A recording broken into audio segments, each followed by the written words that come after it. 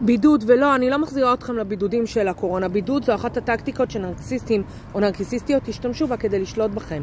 הם יבודדו אתכם מהמשפחה, חברים, קולגות לעבודה. תהיתם פעם למה, איך זה בדיוק מועיל להם? והתשובה פשוטה. הם ינתקו אתכם מכל מי שיכול לעבוד עבורכם מעגל תמיכה.